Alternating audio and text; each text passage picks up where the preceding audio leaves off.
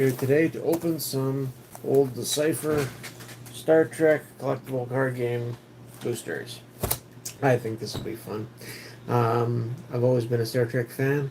We visited Vulcan, the little town in Alberta, earlier this week, and got to see the model. Down.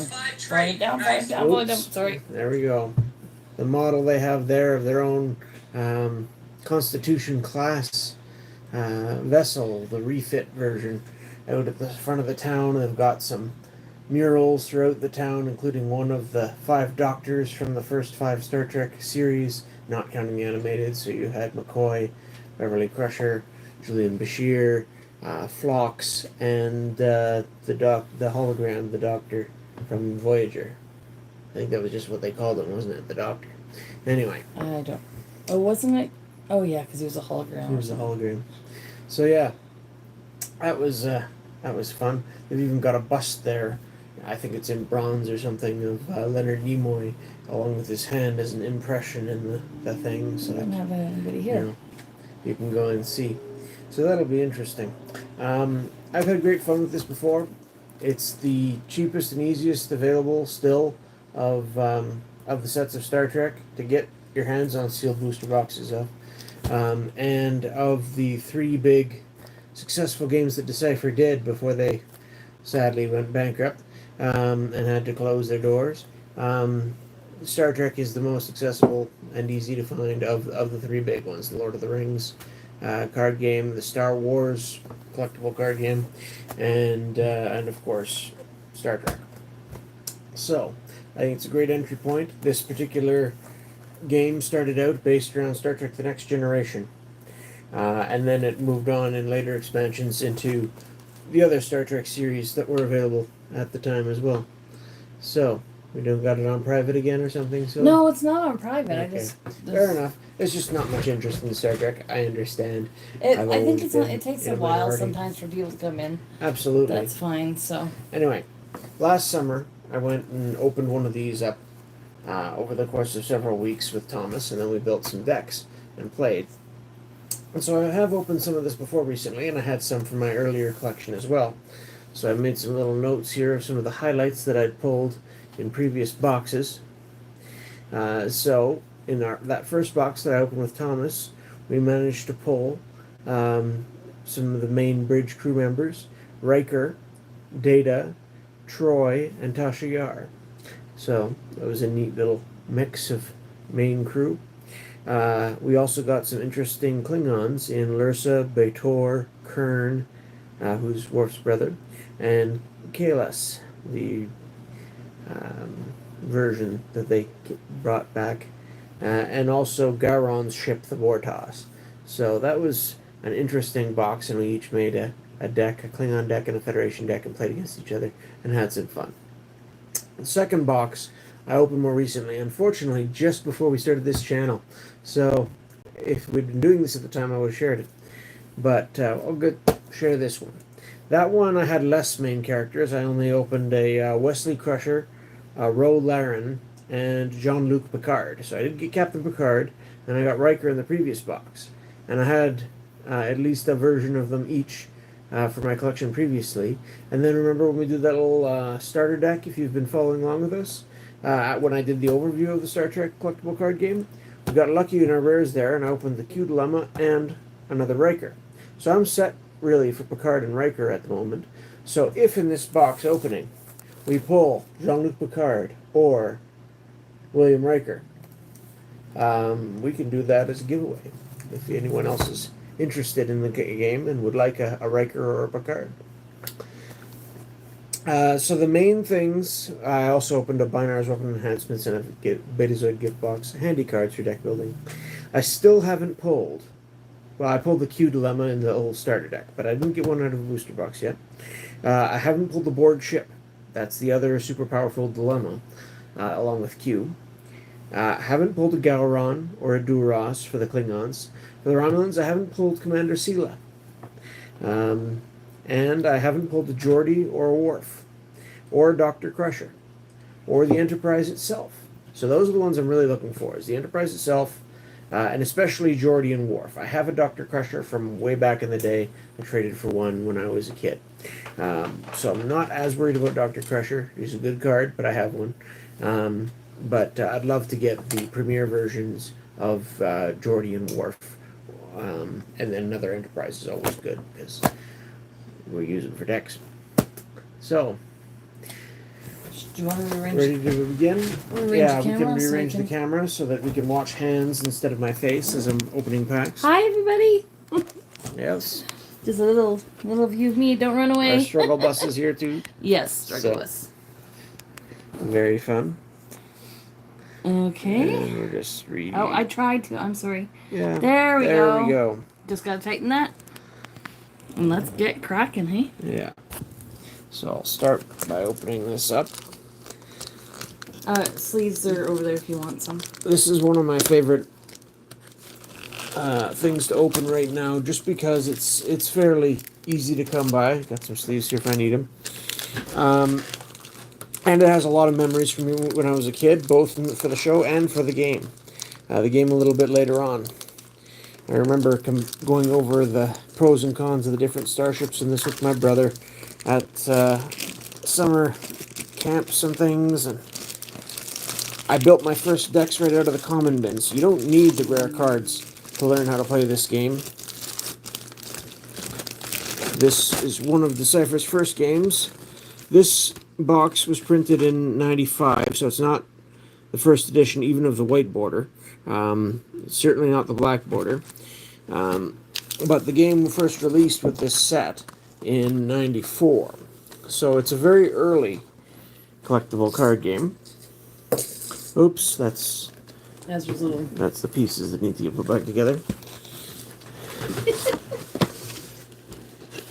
And it's got some quirks into how they actually play it. You got, there's one of the Klingon bird of praise there on the side. Now let's start with this pack that's sticking out here, out of order. I just love the classic feel of these old packs. Trademark 1995, all rights reserved. And this is again Star Trek Next Generation before they knew they were getting the rights with how successful this was going to be to get the other Star Trek franchises to incorporate as well. Over 360 common, uncommon, and rare and ultra rare cards. I've heard that the Enterprise might actually be ultra rare in terms of more rare than the other rares in this set, but I've never heard any official numbers on that. These packs are a little bit old and dry. Oh, well, I guess they're easier to tear than to open. Anyway. So, start off here. Shaka When the Walls Fell. This is again from, all this stuff is from the different episodes during the 7 seasons of the Star Trek The Next Generation for this first set. And this is a pretty strong dilemma, really, because it forces you to have 2 diplomacy and cunning greater than 30 total in your away team or crew to be able to proceed and beat the mission. That's a pretty steep requirement for a lot of decks, especially if you're not playing Federation. The Federation has got more diplomacy than most, but that's an uncommon, and it's a pretty decent one. Most of these unique characters are uncommons as well, or rares. This is not a particularly great personnel, but she's there. And then we've got a Distortion Field as our third uncommon. And Hugh. That's a rare, and it's an interesting one. Federation named a rescued Borg, Hugh. When he returned, his newly acquired self-aware personality collapsed the Borg Collective. Nullifies an attack by Borg ship, which is that powerful dilemma I was telling you about, for this turn, or destroys, discard, all rogue Borg at one location. The rogue Borg interrupts are common, and yeah, they can delay you pretty good just by popping up whenever and initiating combat. So that's... I don't remember Hugh being used a lot, but I mean, I wouldn't call it worthless. Anyway, let's make a rare pile, an uncommon pile, and a comment pile for now. And then we've got some common dilemmas. Go through these a bit quicker. There's a treaty so that your Romulans and Federation can work together. The first deck I built was mostly Federation with a splash of Klingon. There's a Nebula class vessel. One of the better generic vessels, and again, for personnel or ships which are generic, you could have any number of copies in play. They've got that diamond in front. Unique personnel, like I showed you before, don't have that. So here's the USS Excelsior.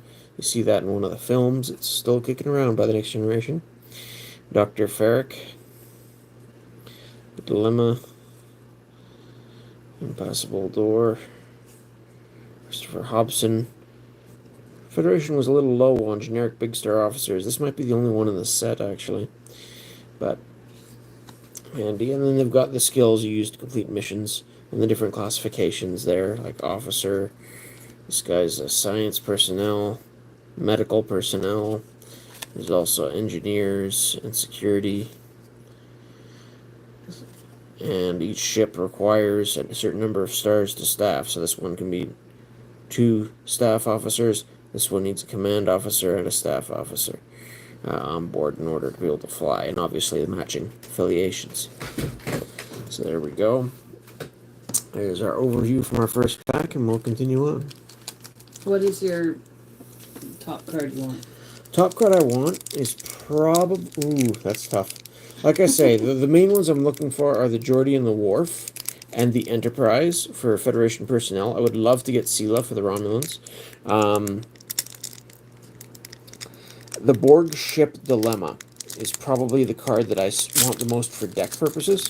That thing is just a really strong space dilemma. And I've got a copy, but I don't have any spares particularly, and I'd love to have some extra for some other decks. I'm just wondering if anyone who's watching has tried collecting this set at all. Yeah, if anyone has any thoughts or experiences with the set, please let us know. Here's a first contact mission. You need diplomacy and empathy. It can only be attempted by the Federation. So this is good for... hey, the Nut, welcome in.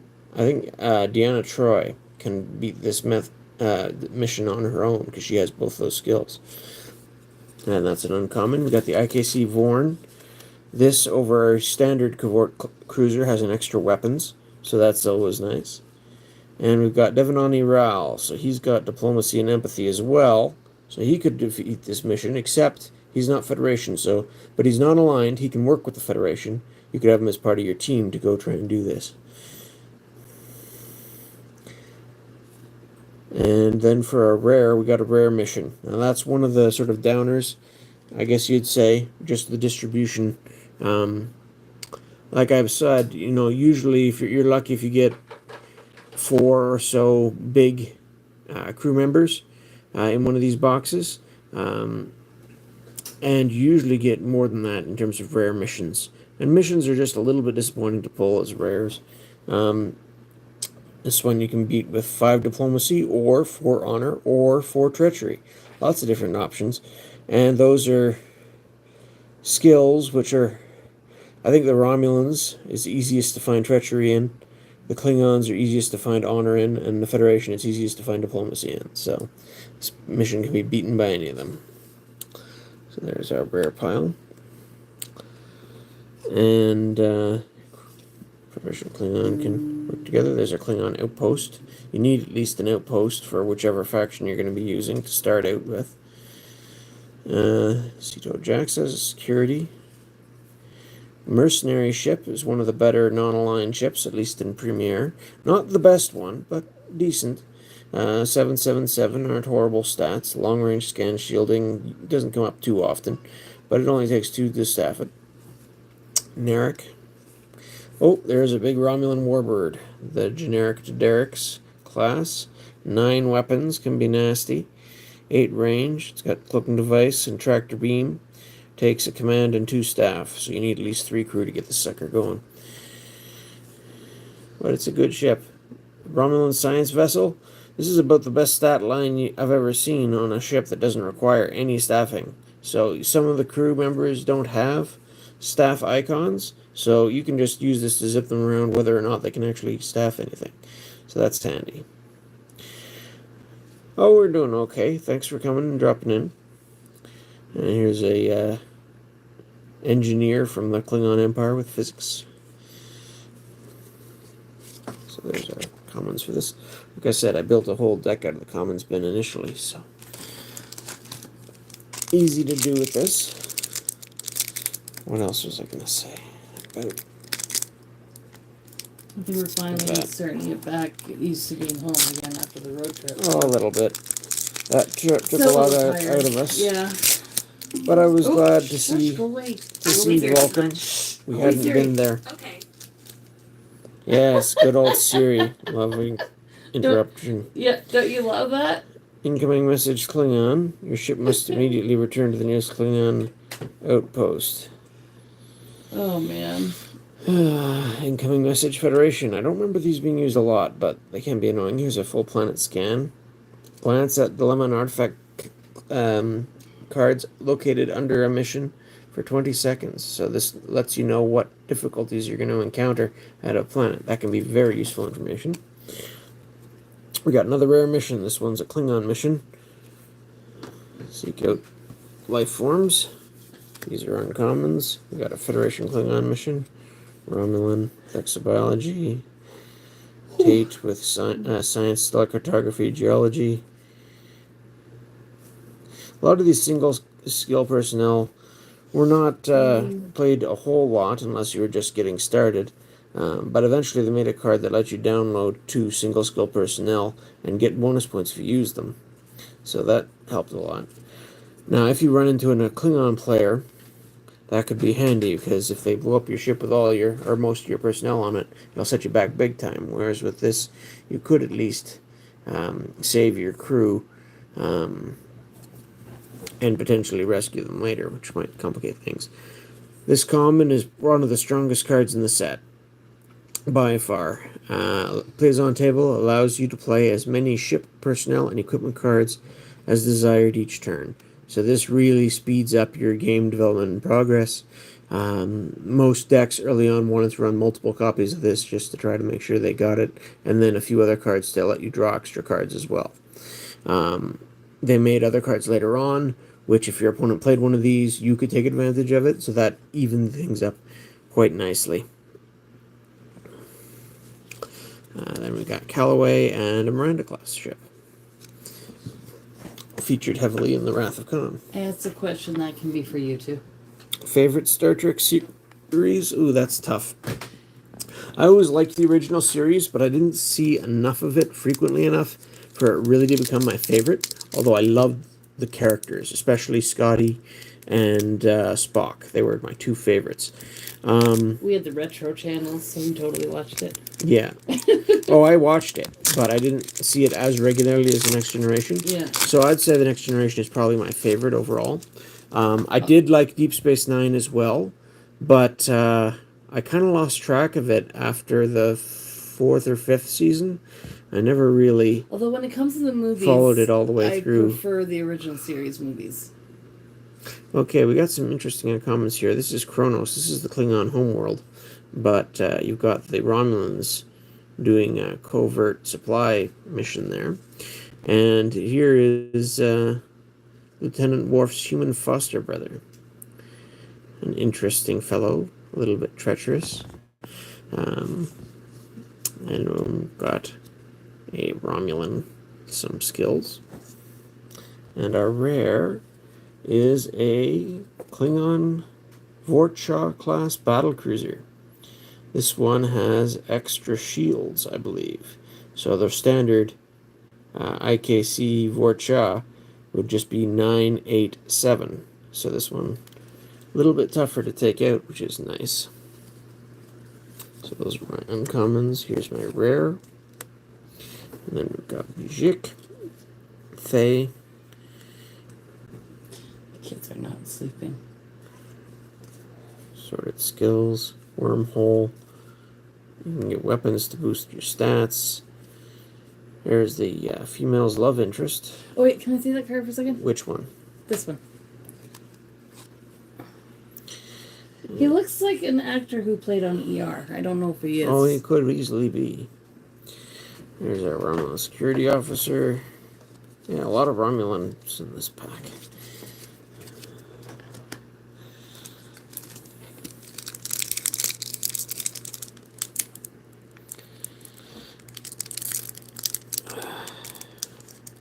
I remember after First Contact came out, which is the set that had that stuff which lets you share alerts and things, I built a deck for Patrol the Neutral Zone, and that was my first really heavy Romulan deck. Struggling with this pack bear? Yeah, some of these wrappers are a little bit awkward. Here's Kempek, High Council leader for the first couple seasons. Leadership and diplomacy, big star, VIP. One of the few Klingons where you can get with diplomacy. So he did see some play. Most people would prefer to play Gowron if they can get him, but this guy's uncommon. Gowrons are rare. Bok, officer and engineer, along with not bad for 4 skill on a non-aligned big star officer. Incoming message. My favorite Ferengi will always be Quark. And then we have our rare alien groupie. Plays on away team, which has just completed a planet mission. Female groupie delays beam up of 1 male random selection for 1 full turn. So all of a sudden, one of your random crew members just doesn't want to leave. And if it's an important crew member, that might be a problem. Okay. What's going on? I'm just making sure that we have Wi-Fi on it. Oh, we don't. You should still be good. I'm just going to fix the Wi-Fi. Okay. There you go. Is this still recording? Yeah, it's still good. Okay. We got Romulan Outpost, very handy to have.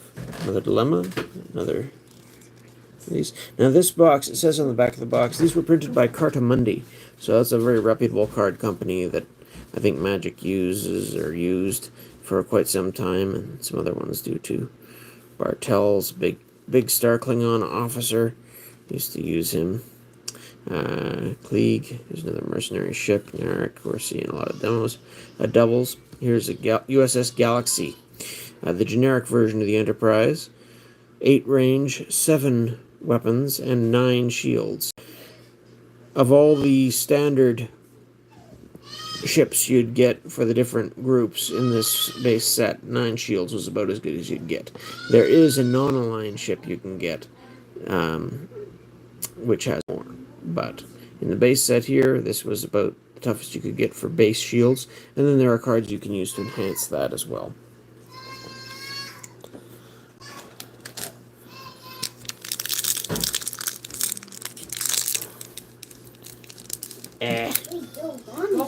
Maybe scissors would just speed things up. I don't know. You want scissors? Not really, but it might actually speed things up if we're looking to speed things up. Or if you want, I could open it and just put it aside for you, so you don't have to rip it open. Toral. This guy is the son of Duras, so there's another hole. Don't want to give too many spoilers for the show, but and here's an exo comp. These can be handy. If aboard ship, can repair damage in 2 of your turns without returning to outpost. Usually you gotta go back to your outpost to repair, so that's handy. Mirok.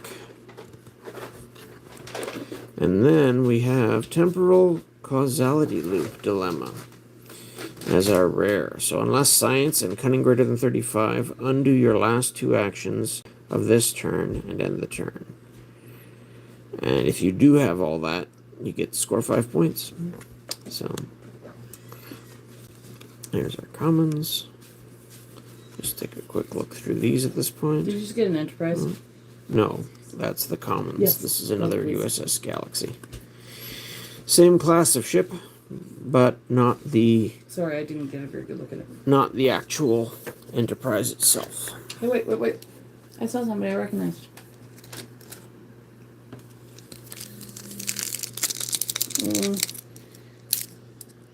Oh no, it's not the same guy. I did watch a little bit of Voyager and a little bit of Enterprise and even a little bit of Picard. None of those really grabbed my interest. I followed Voyager Probably the most of the three.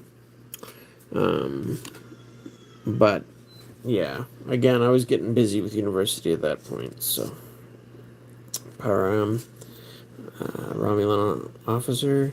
We got a hologram ruse dilemma, and Q2 nullifies Amanda Rogers or Kevin Uxbridge, which are two very, or at least were, heavily used cards early on, or nullifies any Q related dilemma.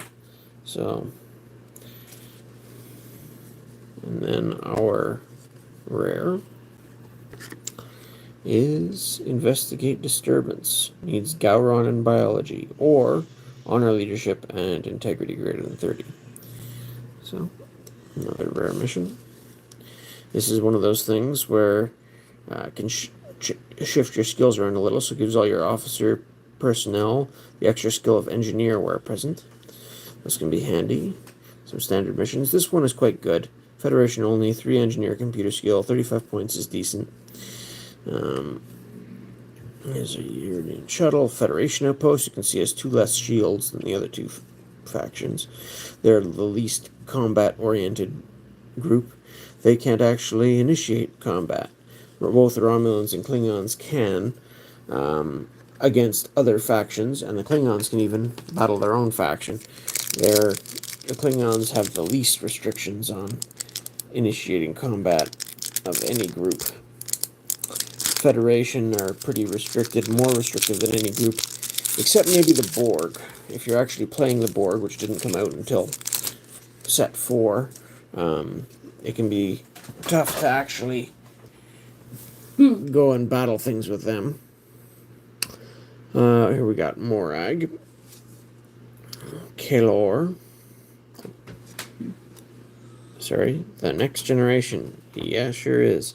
And that's might be your favorite. The answer to the question too. What's your favorite series? Or perhaps not. Could be. Thanks for joining us. Good to see you. Not sure if you want your other name that I know you buy from other places used on here or not, but good to see you. Hey, Data.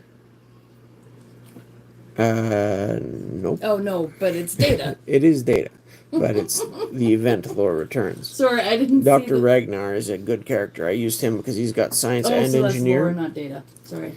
But yeah, the Ferengi didn't get their own faction until later on, so they were just non-aligned and could work with anybody in theory. Again, I didn't see the name, I just saw the card. This is our rare Lore Returns, plays where Rogue Borg have eliminated a ship's crew. With Lore, your Rogue Borg may now use the ship to attack ships and or beam to battle away teams. So yeah, if you're really good with your Rogue Borg mercenaries, which we haven't gotten any of yet, this guy can then commandeer a ship. That usually is not how Rogue Borg mercenaries are actually used, though, so that didn't come up much. And then we've got a combat vessel, same missions as before, more or less. In the Commons, another Federation. There's a pad, gives Klingon use only personnel get +2 cunning each where present. Vekor, science and medical. And again, non-aligned, can work with anybody, so she saw some play early on. At least in my play groups.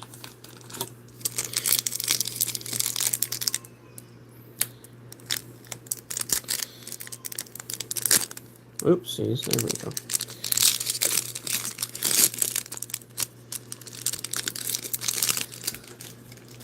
Got my pile of wrappers building up back there. Ooh, the Talarian Plague Ship. All ship's crew immediately die from plague unless medical volunteers to permanently beam over, discarded, to the Talarians. Discard dilemma. So either you lose your crew, or you got to pick one of your medical to go bye-bye, in which case you score the 5 points and continue on. I used to like to combine this one with other missions which required medical. So first you'd lose one of your medical people, and then you'd have to come across something else that you had to have medical to beat. It can be quite handy to use as a combo piece that way. You are giving your opponents points. There's the Pan. Double science personnel, so very sciencey. Mind melds doesn't come up a whole lot. There are some tricks you can do with it. Small star. This is a good card.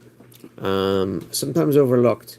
But if you're using red alerts like you used to when the game first came out, placed beside any player's draw decks, you can put it beside your own. That player must draw one extra card at the end of each turn.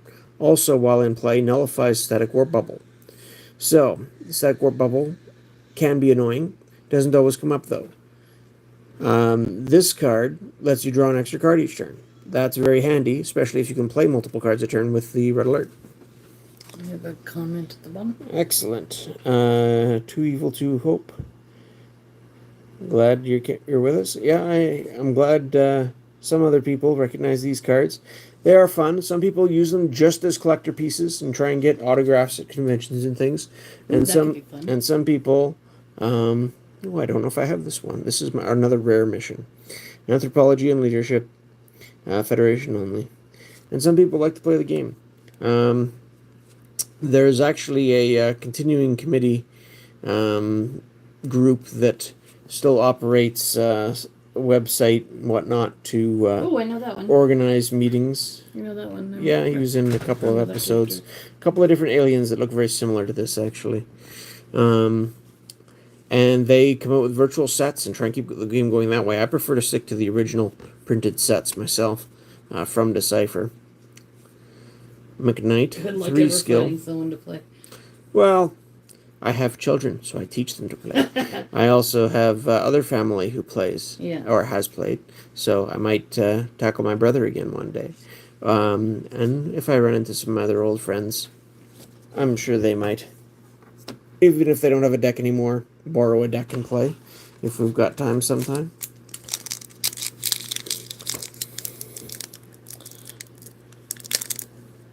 Ooh, Star Trek card game. Yep, it's a lot of fun.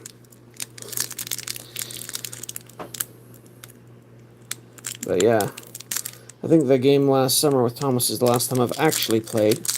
My decks aren't super competitive anyway. I just like to have fun with it. There's Dr. Seller. Medical Computer Skill Mind Meld. We got Kavada. Oh, there's the Husnuck ship. That's the ship in this set, the base set, with the highest shields you can get. And it's an online ship, so any of the groups can use it. It does have a holodeck as well, which is a little bit unusual for anyone but the Federation at this time. Range is low, so it can be a little slow to get around, but it's got substantial weapons and very sturdy shields. That Borg ship Dilemma has 24 weapons, and if you're more than double the ship's shields, it just destroys it outright instead of damaging it. Husnuck ship here, without other things to boost shields, which there are, is the only ship with strong enough base stats to not be completely wiped out by a Borg ship Dilemma. So that's an important piece. And then we've got Kurak as a rare Klingon. Science, astrophysics, computer skill, physics, honor. Pretty good for stats, really, at this time anyway. Having 4 is definitely above average for skills. QNet can be annoying against certain groups. Again, need 2 diplomacy aboard to get past. Otherwise, it blocks the space line up, so you can't move past it until you get your diplomacy. Not a problem usually for the Federation, but the other groups some of the times can be troublesome. It's, again, the common missions that are on us everywhere. There's the male's love interest. You get the other side of the equation. Yeah. Similar sort of dilemma to tie up a crewmate who you might want to use again, but it doesn't kill people like some dilemmas do. It just sends them off running away, and you have to go retrieve them later on, perhaps. Ooh. Kills an away team member. Opponent's choice, unless 3 security or strength greater than 40 present. Yeah, again, it's one that you could get some points. They were pretty good at making ugly aliens. Yeah, some of the costumes weren't the best. Some of them were pretty decent in this show, really. Of course, they didn't have to stand up to high-definition video like things do now. Yeah. Cloaked mission for the Klingons. This is going to Romulus, so sort of get the opposite thing going on here with the homeworlds. Here's another And our rare is Nagilim. Space Dilemma. Half of crew is killed. Random selection, round down, unless 3 diplomacy or strength greater than 40 aboard. Discard Dilemma. So, oops, that's put these in the wrong spot. 1, 2, and 3. That's our rare. And then commons. These were probably the most, if you could get, obviously, the unique ones with a little stat buff, that would be better. But as a generic ship, if you wanted to build a Klingon fleet deck, these were good because they only required 1 staffing icon. You just throw 1 officer on here and you could fly it about, and it could take part in combat. It's got a cloaking device. Base stats aren't horrible. And for the staffing of Vorcha, it took you 4 cards. This took you 2, so you could have 2 of these going for 1 Vorcha. So usually that was the better way to go. It's going good. Glad to be here, learning of a card games I probably never heard of. Well, yeah, these days you probably never heard of it. It was one of the more popular card games back in the in the mid '90s, I would say, and maybe even going a little bit. Possibility of getting to see stuff that you might pique my interest and drain my pocket. Well, like I was saying, this set's actually this set in particular isn't too hard on the pocketbook compared to a lot of things. It's less than $1 a pack. Most places I've seen it, if you're talking U.S. pricing. And again, you got it at Bill's wholesale, right? Yeah, but I mean they've got it at Category 1 games and other places too. A little bit more expensive for sealed, but if you're just looking for a few singles, the singles for this game are for the most part pretty cheap. Some of the rarer stuff, yes, gets up there, but even that, it's not as expensive as some other games I know of. And if you're just looking to throw something together, really, it can be done very cheaply. And you can have, here's another rare ship. It's the Pog. Same stats as the uncommon bird of prey we hit earlier, but this one is Captain Kargan. Commander William T. Riker served aboard, if you remember that episode. Our uncommons here. All these were people who showed up in at least one episode, and then all the shots are from the show. So, Torin, Court.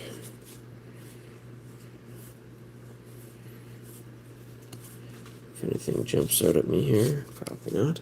We have not hit a Rogue Borg Mercenary yet. That's one of the more popular commons.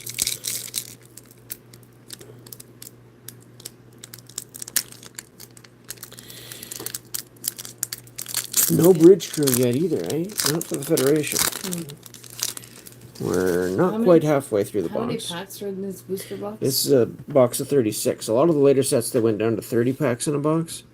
But this one, 36. This is the lady, that episode that we were watching somebody react to earlier today. So she's science, astrophysics, stellar cartography, music, and she was a romantic interest for Captain Picard in a single episode. So there you go. But that's our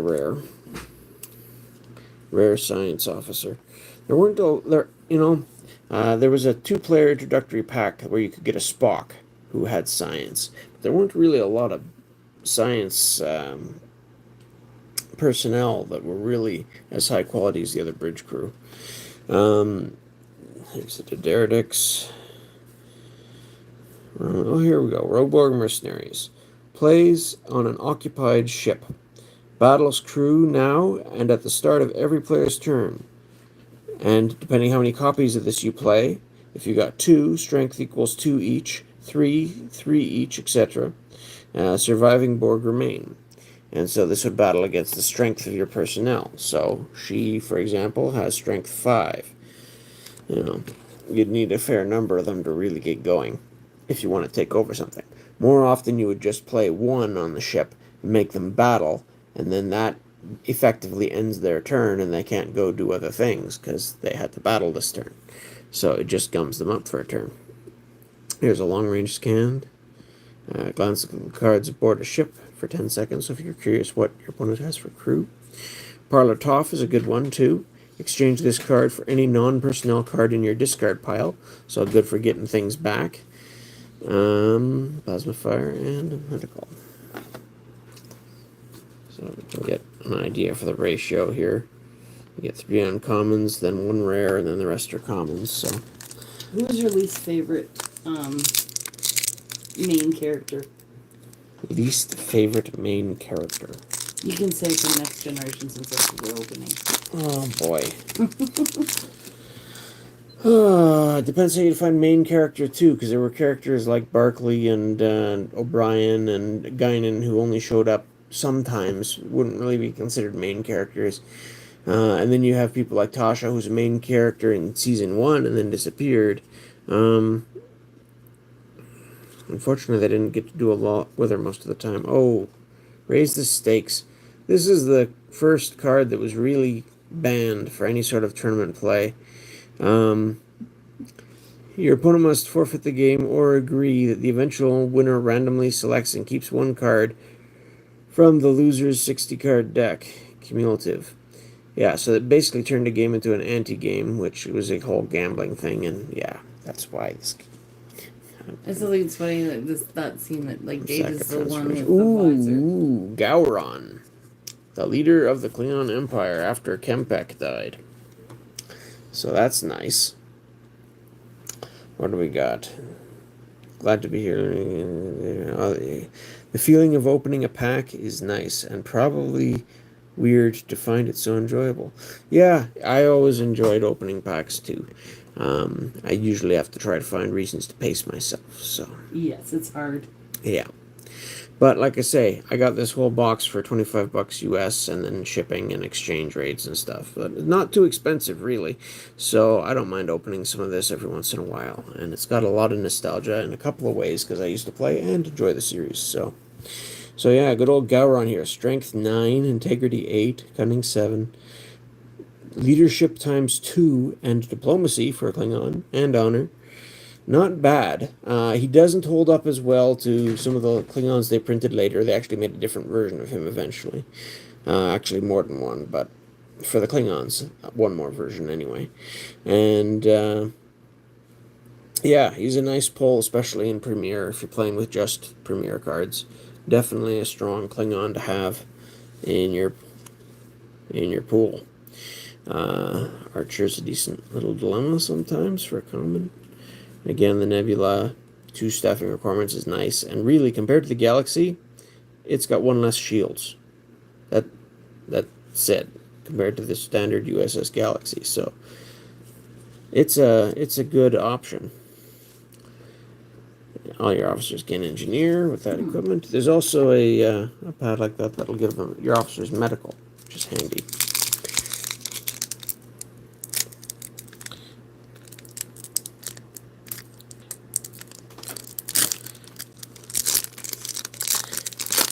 There's some interrupts and things that can make your ships double their movement and stuff, or take another movement this turn. There's other ones that boost their shields. Those are both available as uncommons. But boosting weapons in the Premiere here is a lot harder. There's only 1 card that does it, and it's a rare. So, where are we? Dilemma, Alien Abduction. Tebok is pretty decent again. Not quite as good as Gowron there. Diplomacy, leadership, navigation, big star officer, but he's an uncommon.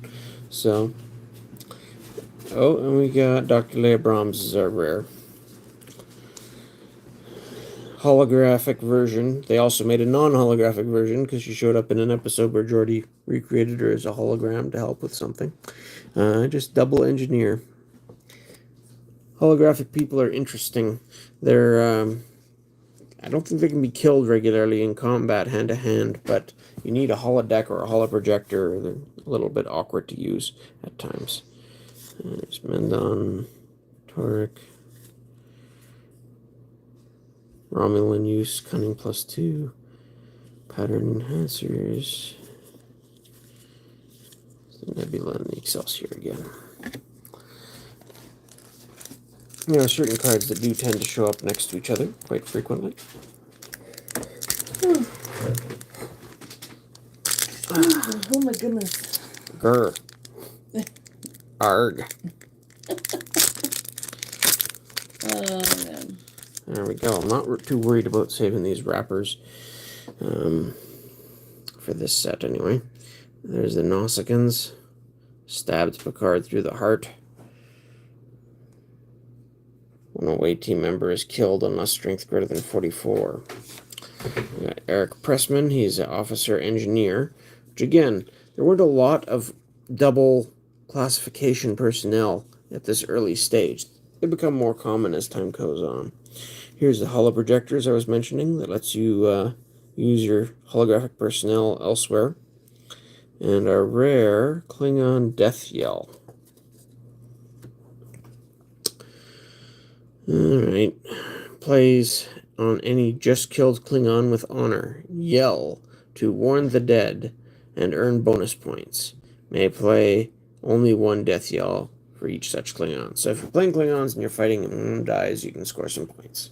Not many. It takes 100 points to win, by the way, so 5 is 1/20th of your total. And we've got our commons. There's the Romulan scout vessel. Much weaker than the science vessel, but 1 more point of range. Taurin. Tall. There's a runabout for the Federation. No staffing icons. 557. Decent. Not quite as good as the science vessel, though, which is, I believe, 856. So, I did run a runabout for a while. It was handy. Another copy of Scan. There's different versions.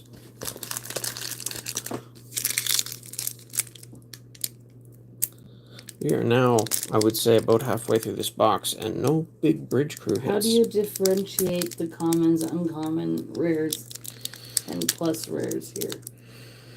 In the later sets, on the bottom right corner, they would put an R, a U, a C, or for the ultra rare, a UR. But in these first sets, that really wasn't a concern. It's like the early Magic sets as well. They didn't have even expansion symbols like Magic did. Well, no, that's not true. They did have expansion symbols, but they didn't have rarity markers for the first several sets. So you just had to sort of know. So for these, for pack placement, your first 3 are your uncommons. And here's William T. Riker. So if people are interested, we can do a giveaway on this guy, because I've opened 2 of them over the past year. And he's definitely a strong character. Would you ever get him to sign a card diplomas. if you... If I met him, I'd love to get him to sign a card. Leadership, navigation, honor, music, so 5 skills. He often comes to the... Pretty nice. To the Comic-Con or type so that's our first things in Edmonton or Calgary. Our first bridge crew.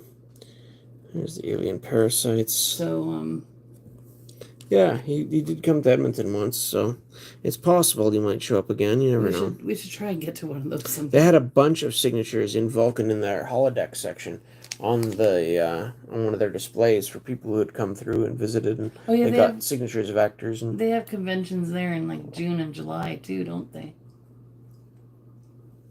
Yeah, I think so. So yeah, that's our first big bridge crew hit. And we got a medical tricorder. Riker was one of my favorites. Disruptor. There's that static warp bubble. Plays on table. Opponent must discard 1 card before ending each turn. So this will shrink their hand in options if you don't have that Traveler to get rid of it. Or, is it Kevin Uxbridge, I think, that gets rid of events? That's probably a more common way to get rid of it in some respects. Taurin, and there's the Vorcha class cruiser. Range 9 is nice. But considering this is the big Klingon ship, weapons 8, shield 7 isn't that much stronger than the Vorcha, really. So, or than the Cavort class, which were 6/6. So, usually if you're just using a ship to get around with your crew to solve missions, you would try and get a unique Vorcha with a little bit better stats, or that one if you didn't have. But if you're looking for an actual combat strategy, you would just run the Cavorts. So yeah, anyways, rarity we were talking about. So yeah, from pack position, you can know it. When you open it, like I say, the first 3 are uncommons, then you have your rare, and then the rest are commons. Otherwise, you'd have to get a card list from somewhere and look up, the names of the card and find out what its rarity is that way. We used to get the Scry magazines, and they would all be listed in there, so you just get to know what's what with experience. But yeah, if you're new to the game, it can be, there's Firestorm can be a little nasty if you're running Romulans in particular. They tend to have lower integrity. As a planetary dilemma. Evec, not bad. The Cardassians eventually, when Deep Space Nine came out, got their own affiliation. But at this early stage, it was non-aligned, could play with anybody. Diplomacy, leadership, anthropology. So if you're short on diplomacy for your Klingons or your Romulans, you could play Evec, and they got along at this stage. Does the color inside the border mean anything, or is it just for aesthetics? The color of the frame here around, this was non-aligned, have this sort of gold color. The Federation have the blue. Klingons are in red, and Romulans have green. Non-aligned can work with any of the other three factions at this point. Vashes are rare. She's archaeology, anthropology, treachery, no staffing requirement. She's not great unless you're really doing an archaeology deck or something. But yeah, basically each color just denotes the different factions. So you had red, blue, and green in this base set for the most part as the main ones. And then here's the medical kit that gives your officers medical. Medical tricorder gives your science personnel medical. Your Klingon disruptor gives your personnel +2 strength where present. So if you're going to try and fight on the land. And then they came out with, the Borg, they had gray for their color. The Cardassians were purple, or maybe sort of a more dark indigo type purple, because the Bajorans were also sort of a different shade of, I don't know, I'm not the best with colors, but I would... Yeah. And then the Ferengi were more sort of orangey in color. Different factions got their own. See, here's the notational shields. Plays on table. New technology enhances each of your ship's shields, +2 for each engineer on board. So this could be really handy if you're worried about running into a Borg ship. Have a few engineers on your ship. They each give +2 to shields, and that can help toughen it up in a hurry. Or if your opponent's playing a combat deck and is trying to destroy you, having tougher shields can buy you some time for sure as well. Here's Koroth, biology, archaeology, anthropology. This Stratagema Grandmaster guy. Big Star Leadership VIP, and another rare mission. Investigate Rogue Comet. Archaeology, exobiology. So when you used to play with your brother, what type of decks would you play, and what would your brother play? My brother did rescue, regenerates a card. Exchange this event for any one card from your discard pile. So unlike Parlor Toff, which could get any non-personnel card, rescue can actually rescue personnel. That's the advantage here, but it's an event instead of an interrupt. Interrupts can be played anytime. Events is one a turn, like most cards. And there's another Rogue Board Mercenaries. I tended towards the Federation just because that's what I liked. I did make a few other decks, like I mentioned, the Romulan Neutral Zone deck eventually. I did like to have a few Klingons in my deck just so I'd have the option to battle if I felt like I must to speak of. There's Parlor Toff. That was actually a pretty good pack for comments. Alrighty. Sorry, what did your brother like to play? I remember he most often preferred the Klingons, and again, just have the option to battle is really good strategically. I'm not surprised. I had a feeling that he liked to play that.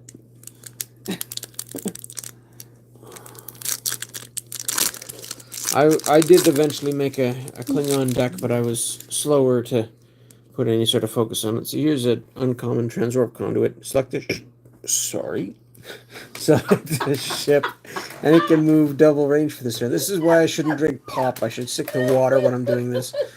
Oh, man. My apologies.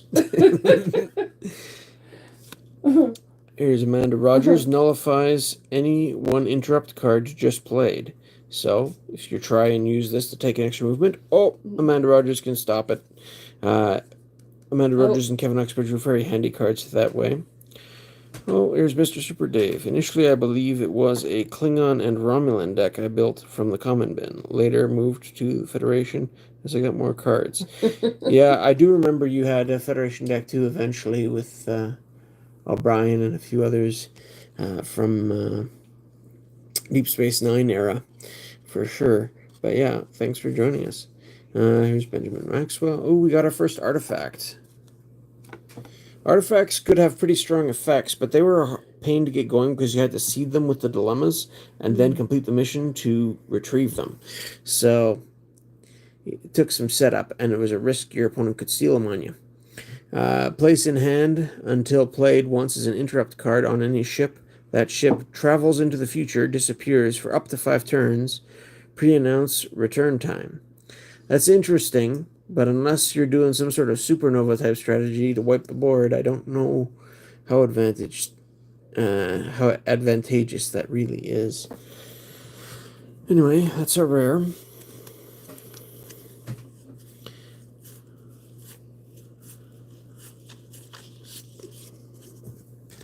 Our common stack is almost the height of the box now.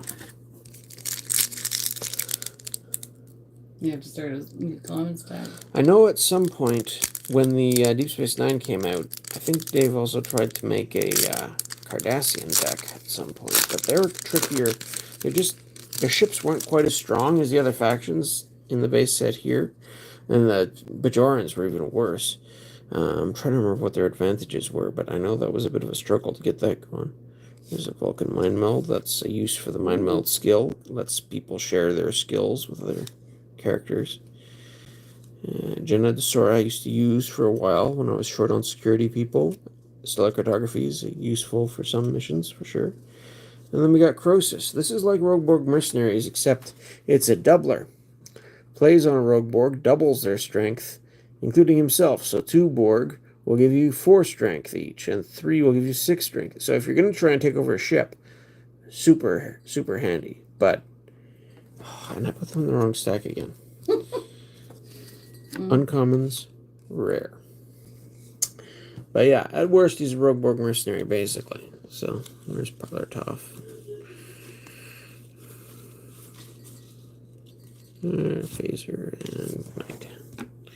And we're up to height of the box. Cardassians and Federation had an outpost that could download the treaty. Never had enough Cardassians on their own. Yeah, it was always a pain. I remember the Bajoran Federation. I tried running that because you could just see the treaty at the start of the game, which was handy. But I only ever had 2 or 3 good Bajorans, so it really wasn't worth the effort in the end. But the Scry magazine came in with the Emissary version of Cisco, and that was my Cisco for a long time. And he was decent, but here's Kivas Fajo. This was one of the best card drawing engine cards. So choose a player to immediately draw 3 new cards. So if you got your red alert going, this was the best way to replenish your hand, generally speaking. And you could replay it and get it back. You could only play, even with red alert on the table, you could only play 1 event, I believe, per turn. It only let you play extra personnel, ships, and equipment, as many as you wanted. So this and the Traveler Transcendence were ways to get more cards to drop.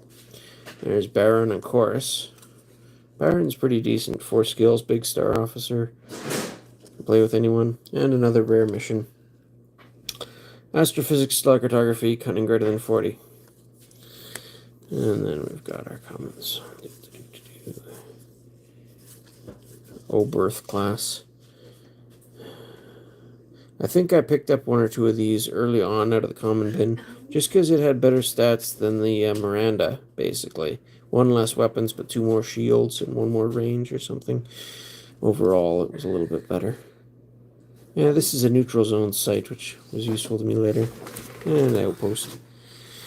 The only problem with getting a box of this to build a deck, you're bound to get, outposts and other stuff.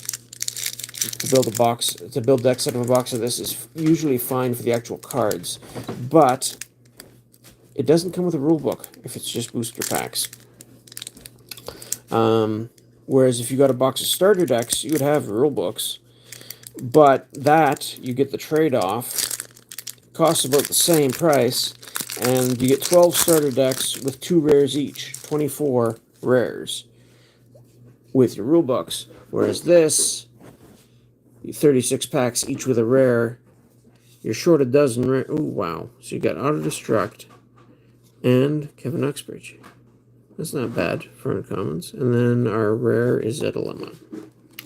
It's the Ancient Computer. Cannot get past unless 2 computer skill, or 3 science, or 3 engineer. That's just too many ways to get by. There are several cards, even at this early stage, but certainly by the time Alternate Universe came out, having 3 engineer wasn't too hard, because Jordy was a double engineer. Scotty was a double engineer, and yeah, at that point it just takes one more character. There's another red alert. Good to have. There's the Miranda. Like I said, compared to the Oberth, it's a little weaker overall. Do you need to start a new common pass?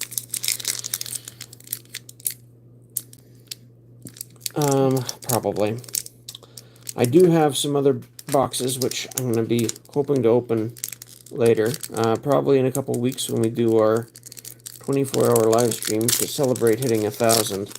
I'll open the Alternate Universe box and maybe even the Rules of Acquisition box, because I've never opened that and don't have any Ferengi particularly. Ancient Computer probably runs Windows 98 better than most computers today. Probably. I still remember was it Windows 3.1 or something like that? Oh, I don't even know. Some of those old things were something else. Oh, speaking of, we need a new computer in less than a year. No, that's perfect. There's another rare mission. Extraction. I don't think we've ever had a computer last long Treachery, biology, medical. Though we had to change it because the software wasn't accountable anymore. Yeah, well, I don't think we've hit that. Oh, there's the old Type 2 Type 6 shuttle. Oh no. Range 6, weapons 2, shields 2. Another red alert.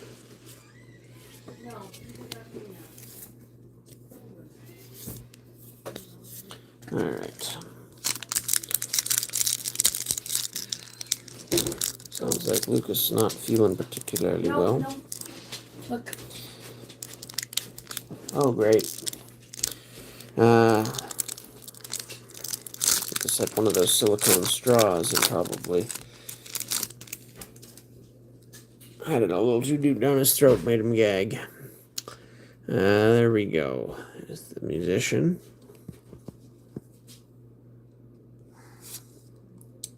Metaphysical shields. This is the one that gives +2 shields for each science on board. Still handy. Tanuk, Big Star Officer, Archaeology, Navigation, Expellogy is not bad. And another rare mission. Like I say, that's one of the... Between artifacts, which are... Some of them are strong. Some of the artifacts are strong. And some of the rare missions are good. But it just seems to be too many of the pulls in this for your rares end up being either missions, which aren't quite exciting to pull, or artifacts. But that's probably the biggest drawback with Premiere. Very playable set, as I was mentioning before. I think they did a good job on that end. But there's the science vessel. Our comments.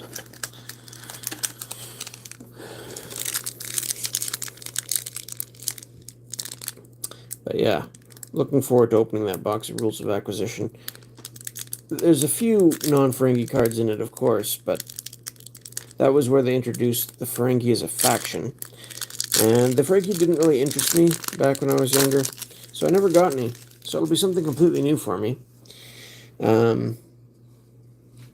I've got a few odd Ferengi cards that I got later in other sets. Oh, Moth the Barber. Barbering. Not much you can do with that, but, you know, it exists. So, there was always the thought they might do more with it. Qatar. And we got the Bortas, another big Klingon battlecruiser. For the Vortra class, this one has an extra point of weapons, whereas the last one had an extra point of shields. So, there we go. There's Gowron's flagship. Those are rare. Not bad. Certainly more exciting than your average rare mission. Rogueborg Mercenary again.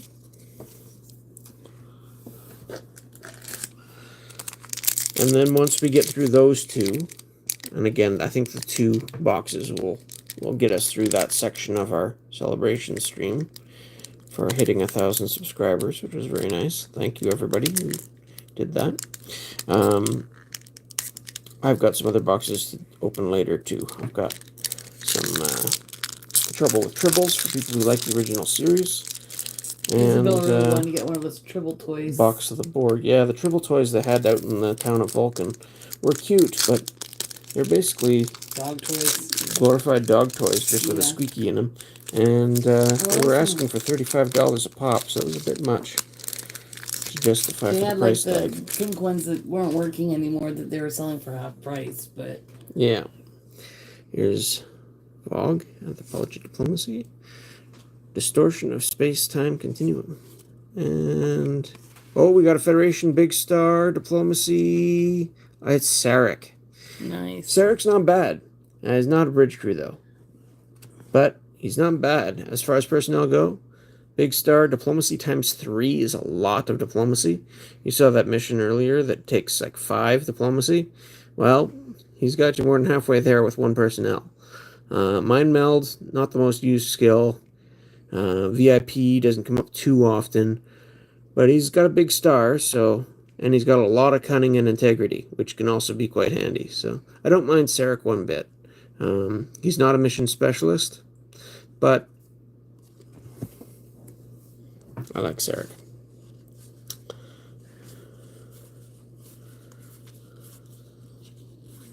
No, I hate them. Let's see, there's Vecma. I hope we can get one of those cards. Like I said, I'm really hoping... oh, thanks for joining us, Void. Hey, Void. I really hope I can pull a Geordie, a Worf, especially those 2 for crew. I haven't got a premier version of either of those, I don't think, other than maybe Silver Border. I wouldn't mind an Enterprise or a Borg ship. Those are the 4 I really want to hit the most. Silo would be nice, but those are the 4 I really want to hit the most. And so far, no dice on those.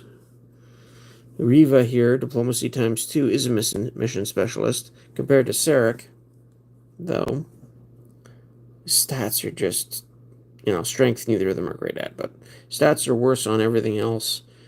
And no staffing ability. We do have, Richard Galen.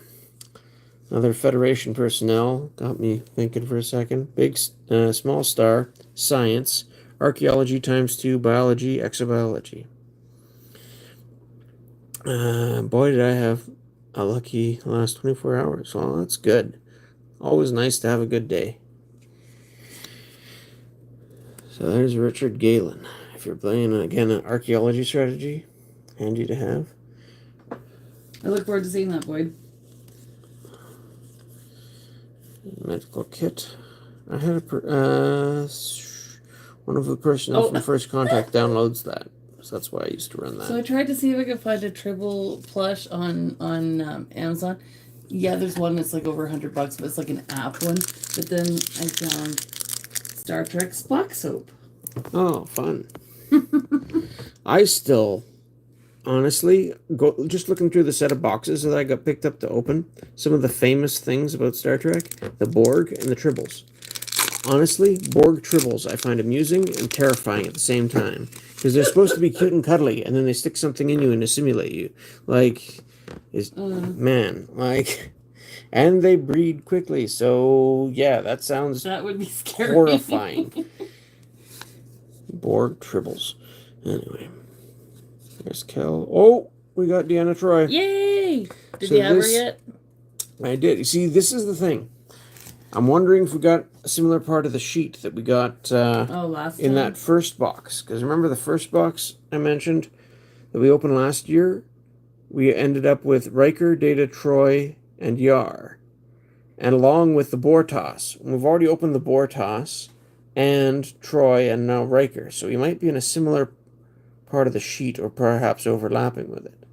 So, yeah. So I'm going to have to go through and see what we end up in this box. But Troy's not bad. She's got less skills than most of the other bridge crew, unfortunately. But empathy is a rare one, and sometimes can be quite useful. Diplomacy's common for the Federation. Big Star Officer, nothing wrong with her, really. I mean, the presence they had was enough. Only one episode, and yet no one can forget them. Well, wasn't there a couple? Because there was another one. Only one episode for who? Sorry, With the Tribbles, or was that? Oh, yeah, in the original series there was one episode, but they showed up in other things. And Next Generation as well, didn't they? Not the Didn't? Next Generation, but they went back to it in Deep Space Nine, Okay. and they would show up from time to time as like Hey, a Odie, background welcome in. critter in some of the movies and you. things.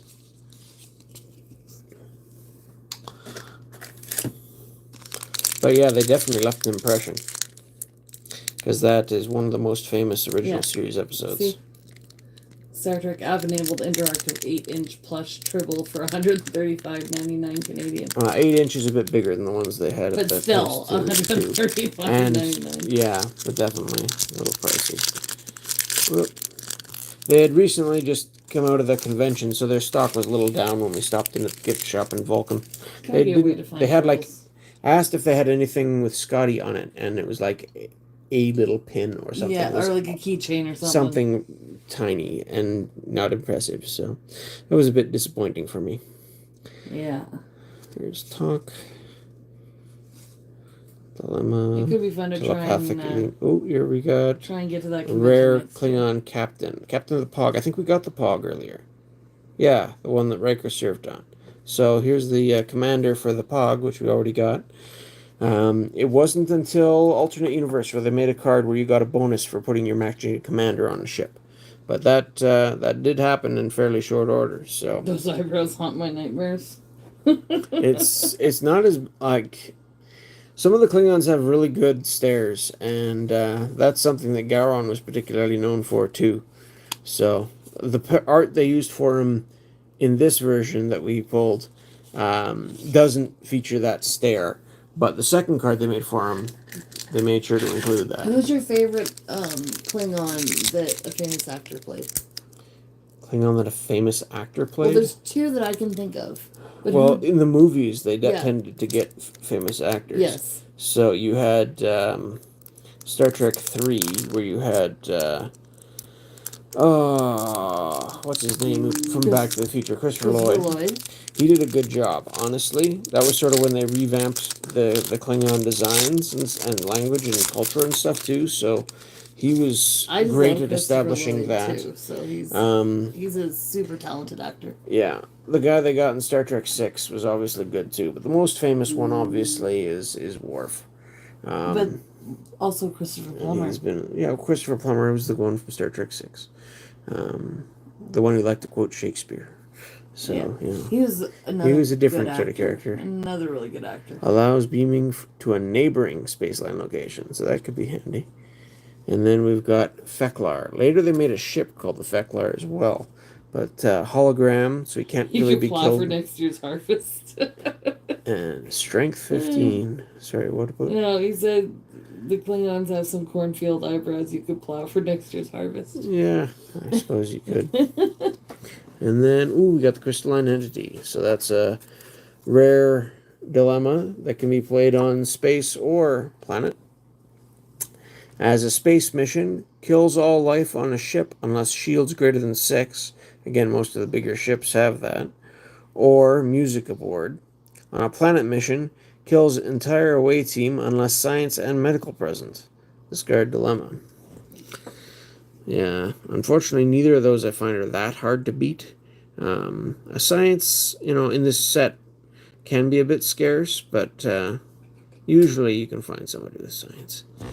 So there's a crystalline entity. And then we're into the usual common stuff again. Ooh, we got 2 outposts in this pack. Your Mr. Super Dave says Martok from DS9 might be my favorite Klingon. Martok was good. I think, as I recall, he gave the +2 to your ship's weapons for your ships at the same site or something like that. Very nice. I'm trying to remember that. Was he in Deep Space Nine or was he in the Dominion? Or Blaze of Glory? I forget what set he was from. I'm not sure. Was he in Deep Space Nine? Usually, like, the Klingons... It was Blaze of Glory that the Klingons really got a lot of stuff in the Deep Space Nine sort of block, if you want to call it that. It might have been from there. I don't remember. Servo device. Covert rescue. Aisha Yar. This was Tasha Yar's sister? Yeah, sister. Not a big character. Civilian again, not a huge amount of call for civilians. And we got another artifact. We got the Kurlan Naiskos. So, place in hand until played on any ship as an event card. If ship has all 7 personnel types aboard, its range, weapons, and shields are all tripled. So that could be very nice, but all 7 personnel types at this point in time. So you had officer, medical, science, engineer, security were the 5 main ones. Then VIP and civilian were the only other 2 in this set. So those are what you needed. So you needed to have all that. And that was before they introduced animal type in the coming sets. So Alias says, who needs civilians? It's not like they're an important part of civilization. Yeah, I know. But you're talking about Starfleet, right? So it's sort of the... Yeah. Might have been the Blaze of Glory set. Also downloaded a knife. Good fighter all around. I mean, as well acted. I meant as well acted character in the show, though. Yeah. Sorry. That's I would kind tend to of the agree question with that. I was asking too. So. Makes good sense then for that. Absolutely. Yeah, Martok was a neat character. Although there's a couple of parts where he does some things which seem a bit out of character, and I'm trying to remember whether those line up well or not with the period of time when he was, spoilers, captured by the founders and mimicked or something, so it wasn't actually a founder pretending to be Martok. I don't know the timeline well enough to know how well that particular interaction lined up.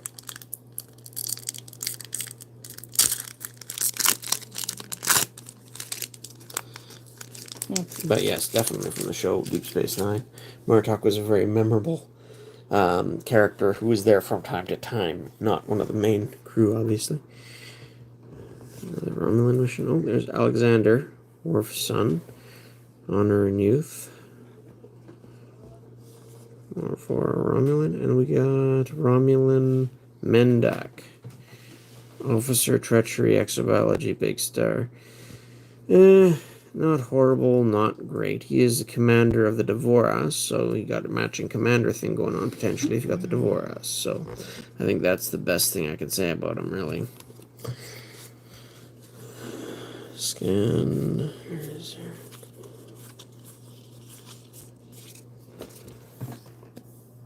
Alright, we're down to our last 3 packs. And we got our ticket number, so... This apparently was box number 71,631 out of I don't know how many boxes they made, but they definitely made a few. To this day, like I say, about half the sets of Star Trek that they ever printed, you can still find for around or less than their original MSRP.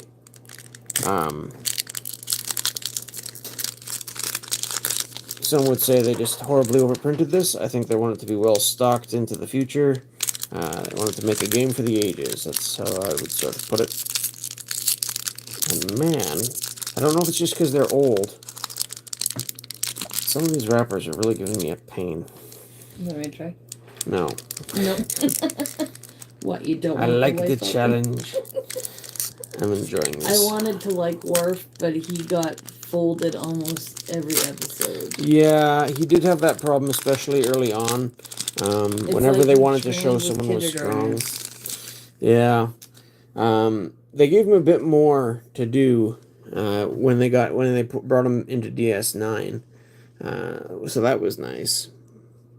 But he definitely had some development over time and was a bit questionable at times. Ooh, Wolf 359. The fleet Wow, got look at the wrecked. scratches on that already. Like, it's just in the package. You can see scratches. From this, like, I can see it. Okay, I don't see them too bad, but yeah, I mean they're old. I got one of the boxes I got had a pack or two where the corners were all bent up on one packet that had been in the corner of the box because the box had taken a few bumps seemingly. We got a big star. Oh, we got Worf. Nice. Speak of the devil. Here we go. Alias says the wrapper's giving you trouble. Maybe open more packs. Train your whittle fingers. Yeah, well, again, the material they used for packaging definitely changed. Like, you look at the old MTG packs. Did you have this one, or is this a new one? This, in this version, I think might be new for me. I don't think I had a Premier Worf. The packs being gold is no excuse. Alias is having no mercy. Double honor, navigation, diplomacy, strength 10, integrity 8, security. He was pretty good. Unlike, like, Geordi was double engineer, Beverly was double medical, so you didn't have any double security personnel. But Worf was a good one. So that's our third bridge crew. We're doing all right in this box. That's a rare. And they just saved all the bridge crew for the end. Yeah, we didn't hit the Enterprise. And we haven't hit a Borg ship. We haven't hit a Geordi. We got 2 packs left. But there's Worf. And we got Riker. And we got Deanna. So there's 3 decent bridge crew right there. We had some other nice pulls too, like Gowron and Sarek, and so it's not been a bad box. It just hasn't filled in the holes exactly as I would have hoped, but you never get exactly what you hope for anyway. Narrow. Tomalak is our rare. Officer leadership. Commander of a Dederidex class warbird. That's unnamed, a little bit frustrating, but anyways, there's Tomalak. Maybe they name it if they ever made a card of the warbird itself, because I think either can work for identification purposes. Do you have any more of these boxes? Or this one, or is this it? I think I've got one more that I'm planning on saving for not opening anytime soon. Okay. But that's probably the one that's got all the cards you want. Oh, probably. It's just sort of the way it goes. Who knows? Maybe I'll take into it at some point. But like I say, this is the base starting set, so there's a lot of iconic cards that you can get in it, even though it's a big set, so it's hard to get specific ones. And it's the cheapest box available right now, so I don't mind, when I put in an order. If I ever do again from a place like that, I might grab another. Who knows? Yeah, Fleet Admiral Shanthi. Radioactive garbage scow is a solid dilemma because it gums up space locations real good. Plays atop space line here. Mission cannot be done while present. Ships with tractor beams and 2 engineer can tow the barge to a different location. So it stops you dead in your tracks on that attempt when it's revealed, because then you got to, mess around with your ship and crew to move this thing out of the way before you can attempt it, and then it's in the way of whatever else you put it on. So if you stick it down at your opponent's end of the space line, it'll probably be in their way more than yours. And we have another rare mission. Investigate time continuum. You need time travel pod or data or Guinan. Very specific things you need to have to beat this one. Well, there's our last rare, and it's another mission. So these are uncommons, and here's the commons. So we got our double stack there of commons. We'll go through the rares here, talk about our big hits. I think that was 3 or more wormholes. Can never have too many of those. Yeah, a few wormholes more is always good. A few more Rogue Borg mercenaries is always good. Depending on how many decks you want to try and build, then having extra copies of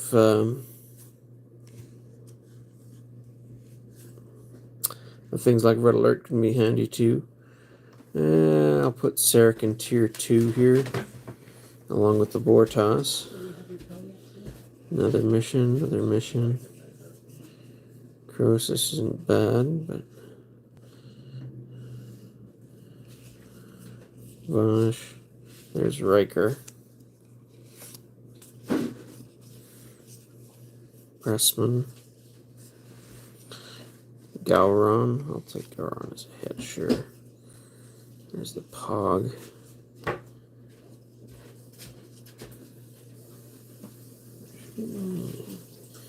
Personnel weren't horrible to have. There's another rare ship too, so we'll put the ships. I missed a comment. Oops, with the Bortas.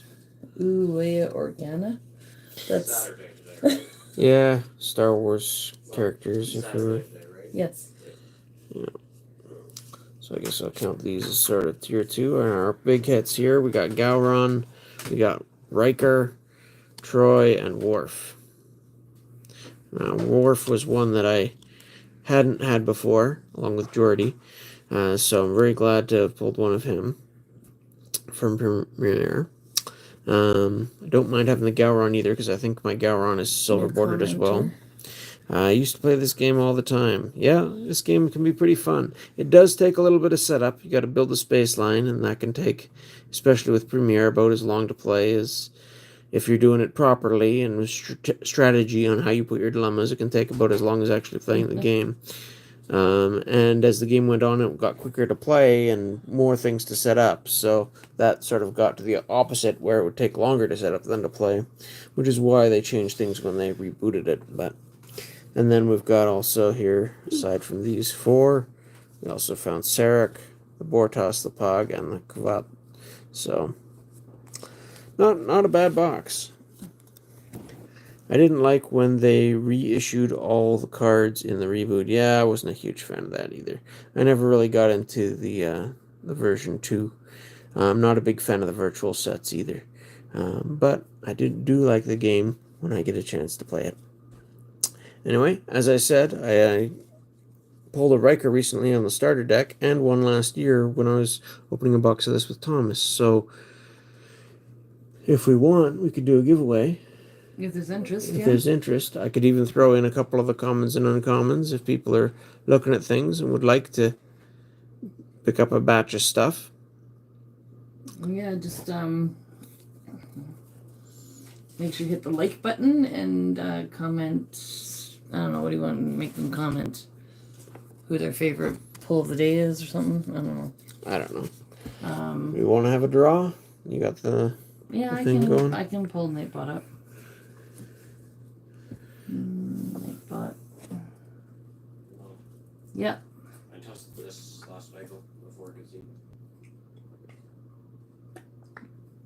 Before it gets eaten by someone else. Save it for tomorrow. I'd save it for tomorrow. Just put it somewhere where nobody else knows where it is.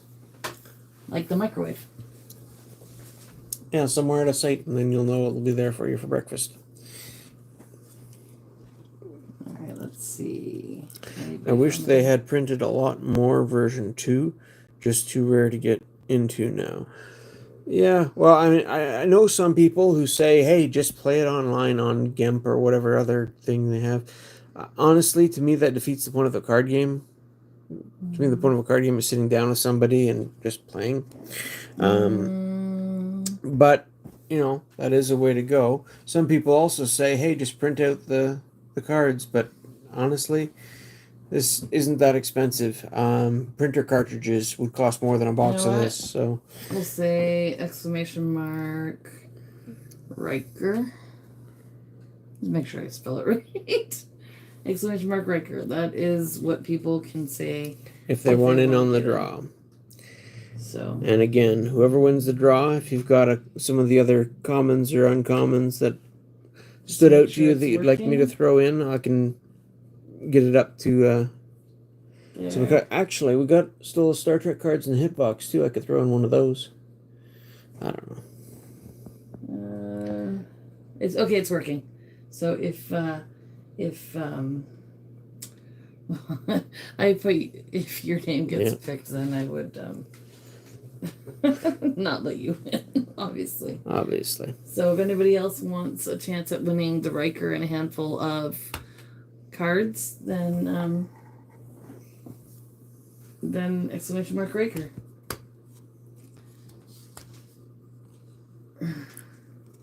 Worf, got Gowron, Troy.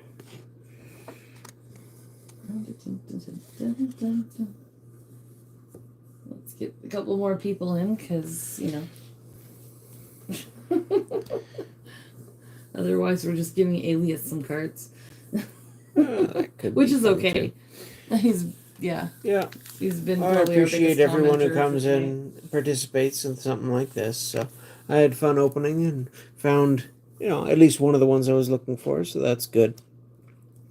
And I don't mind having a non-silver bordered Gowron as well for my Klingon deck. My Klingon deck is still a little bit sparse. I've been trying to flush that out a bit more. Maybe some of those ships will be handy for it too.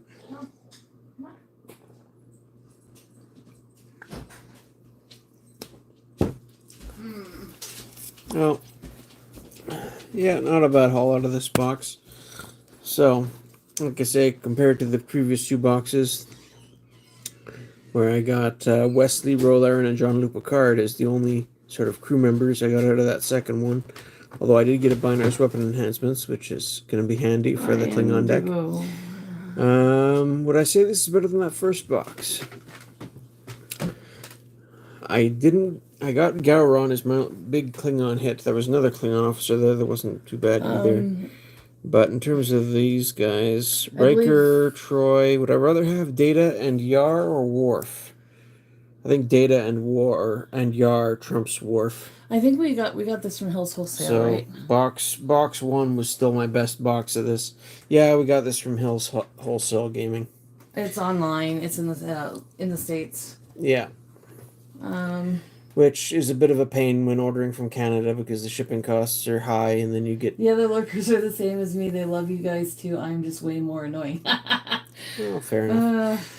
So, I guess that's it. If we only got one person in the draw. If you're just coming in again, if you guys want the Data is probably the best character in the set. He's definitely up there. I know some people who still say Picard's better, but... And Riker's no slouch, really. But Data, just being a Sung-type android is a big bonus, and he's got good stats all around and some good skills too. So, yeah, I would say Data's probably beats out Riker and even gives Picard a run for his money. Although Picard does have more skills, technically. So, and is a matching commander, whereas Data, I guess, could be a matching commander on the Sutherland, except it's such a weak ship to begin with. It's really... Alright, so we'll give it another minute, and then we'll roll it, or we'll just give it to Alias if nobody else gets in. Yeah. It could be interesting to see if you could beat Alias. It could be. While we're waiting, are there any other commons or uncommons that stood out to you, Alias, that you'd like as a throw-in? I could start digging some stuff up. Other people might be interested in it, too. I mean, Data in the show. Oh, wait, I mean, Data in the show is a beast. I mean, he does get neutralized a little bit more than you'd like. Similar to Worf, if they want some to prove something's a threat, they will neutralize things. And sometimes they just have to take him out of the picture, like Troy. It would just be too easy; she'd solve it immediately. But Data is certainly a very valuable crew member to have, just because of his skill set. I do remember the episode where he gets summoned by Sung or something, and so all of a sudden he goes wonky and just takes over the Enterprise all by himself. And there's nothing the rest of the crew can really do much about it. So that's kind of funny. But assuming he's functioning correctly, he was a fun character. He sure is. My friend, she liked Data. She's like, oh, he's hot. And I'm like, no, he's just fun. Yeah, well, there's that too. I got my pile of wrappers over there. I'm going to flip this back here for a second. If there was a board Show off my shirt that I picked up in knocked Vulcan. out more, Data has a lower score than Worf by a lot. Yeah, well, I guess. All right, well, I guess nobody else wants. I don't remember in the on circles as giveaway. much, but probably because Spock is usually the one I remember the most in the blue, and I guess. Blue's a nice color. But Spock was also second or in command, so he was also a command icon more than a science icon. Even he filled both roles, so. Let's see. I don't know if that was something they added a little bit later anyway. Alias, ooh, the magnificent beard. Yeah, well, there you go.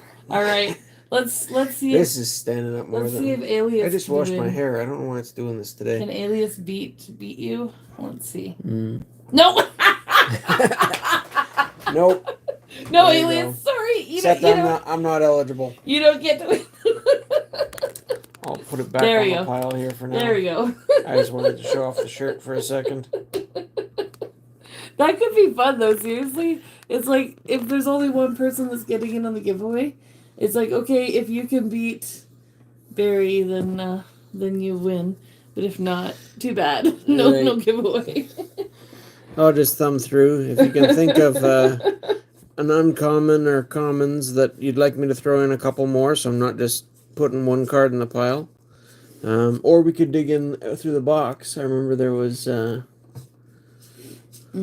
another character or two in there that might be recognizable. Where's the box? I don't know. Where's the hitbox? Oh, the hitbox? Yeah. Wasn't there Yeah, there was a Trouble with Tribbles, Well, I O'Brien or Sulu we or might have something? given one away. I can't We might. remember. I think we did. Oh, there's some. Ooh, So, Alias. there's some got cards in Honor here for Destruct, people's Kevin winnings, I Uxbridge. oops. Some winnings in here.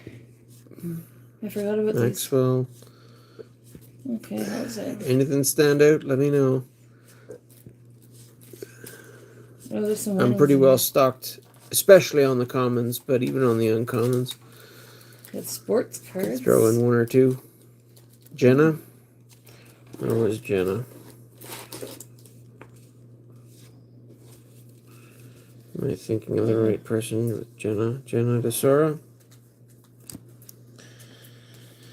I forgot we put other cards in here. Oh, there's Lieutenant Sulu. Dr. Seller. A Snack Ship. Khan. Traveler. Dr. Regna. Q2. Exocom. Kavada. Where's Kavada? Oh. Yeah, there's a couple that were still in there.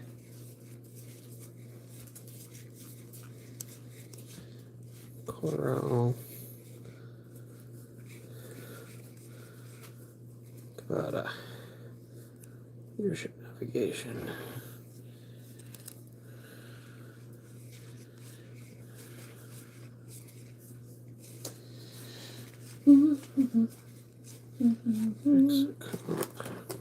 Chemtech. What are your guys' thoughts on the Star Trek stuff? Or did you enjoy the video? You want to see some more Star Trek? Horned. Um, Growl. Less Star Trek? Who do you think wins, Star Trek or Star Wars? Yeah, depends what you're looking for. Star Wars can be a lot of adventure, whether you're looking for sword fights or ship fights with a lot of action. They didn't have too much of that until in Star Trek, in terms of like lots of little ships flying around until you got to Deep Space Nine. What are your thoughts of Star Trek quotes on It is Star a tough Wars battle. characters, or vice versa? Some commons. I don't know. Say wormhole. Okay, that's all. There's only 2 in there. We must have given O'Brien away. Oh well. There's a runabout. But there's these 2.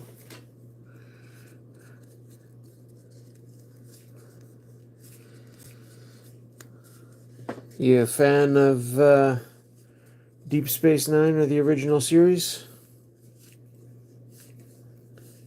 Alias? Let's show these. I don't know. We've got, these were in our hitbox, but I could throw in either an Odo or a Sulu. I think Star Wars was better decipher card game, but they were both good and so different. It's hard to judge. Yeah, both card games were pretty structured to mimic what they were, I found. I'll let Brian answer too. Who's Brian? Or do you mean O'Brien? We don't have O'Brien. He's gone. Picard O'Brien is gone. Yeah, I don't think that's what he's referencing by the way he structured that, but yeah. I don't know. I haven't seen anybody named Brian in here, so Throw those there. I'm looking through up here, I guess. Anyway. Do. Barry. Oh, he meant you. But yeah, Star Wars. I like it more for the actiony stuff, but Star Trek has a history of being more thought provoking, in my opinion. Whether it's puzzles to solve in terms of what's going on, or whether it's sort of moral quandaries, trying to figure out the best way to deal with situations.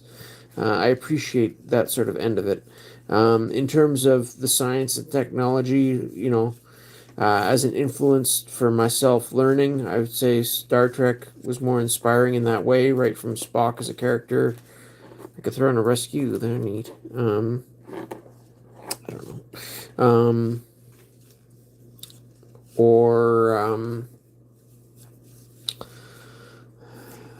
Or even sort of the technology aspects in Star Trek, figuring out, would that work to do a transporter, or what's a Heisenberg compensator, or how does the warp drive, function, things like this.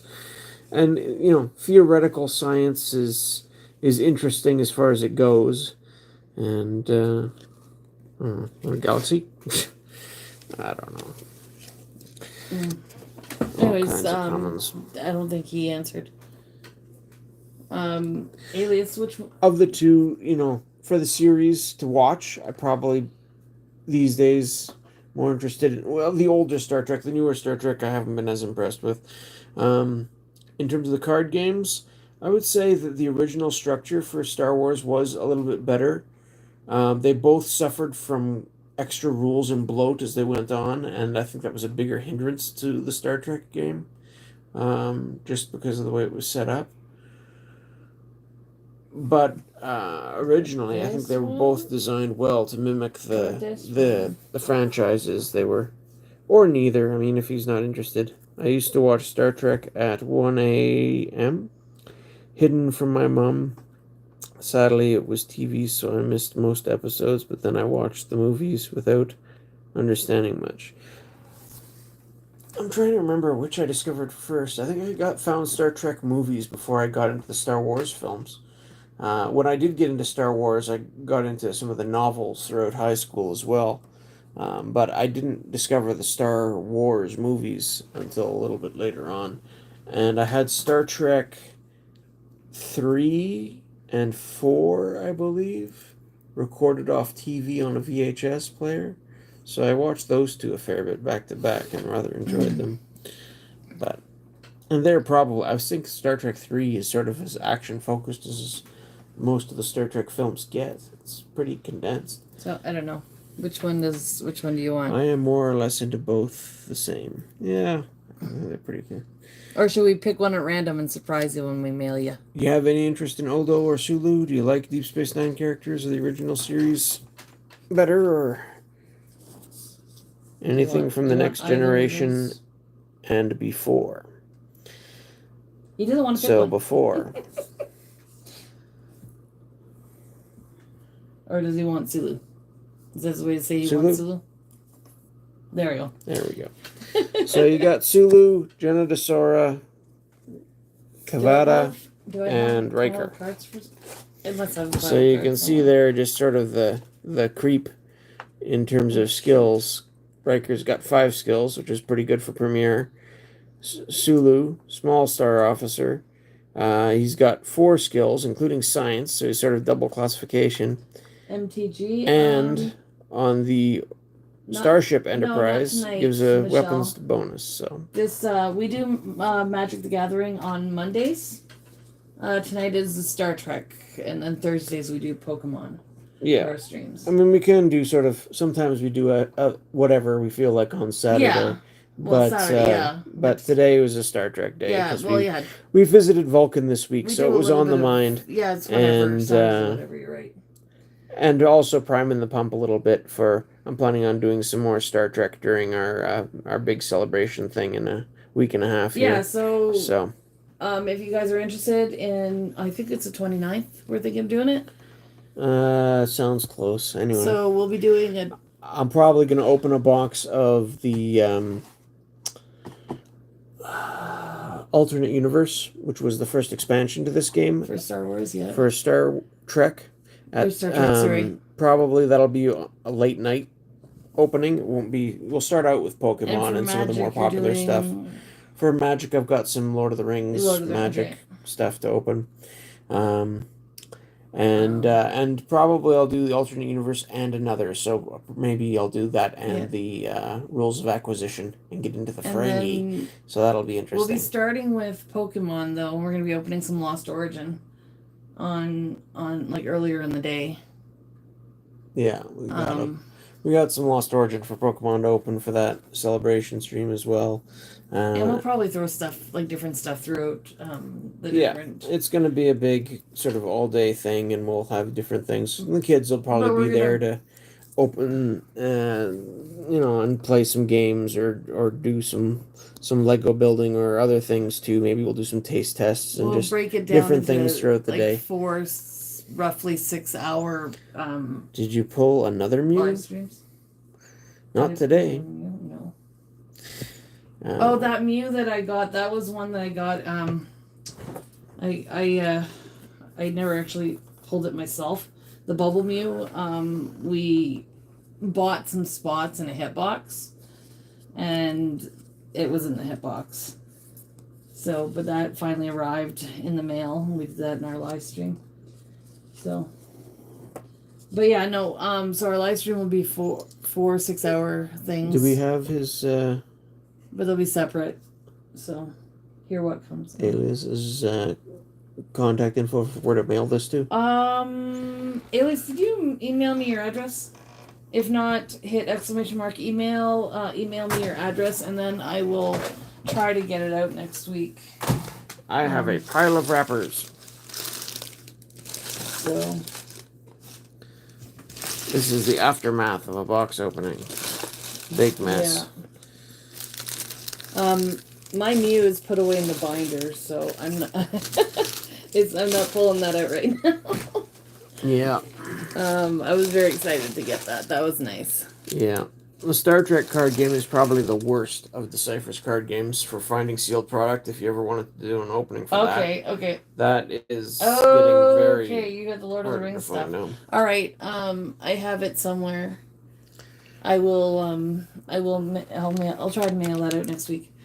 Alright, sounds good. I gotta get some envelopes and stuff like that, and Yeah, I've been thinking about stuff we can do for the Lord of the Rings section of the stream, because we've got the Magic Lord of the Rings. We've also got some Decipher Fellowship of the Ring stuff, which I might dig into as well.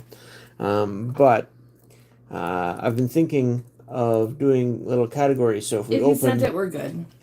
the whole Fellowship of the Ring, if I can get a copy of each of the members of the Fellowship, I might do a giveaway for one of each of those in the Magic cards, for example, or a bunch Do you of want to have it back the on villain again? characters, or could do. Don't know if that's more appealing to look at rather than stacks of cards, but it's an option. Showing So, off yeah. your nice shirt. Oh yeah, my nice new shirt.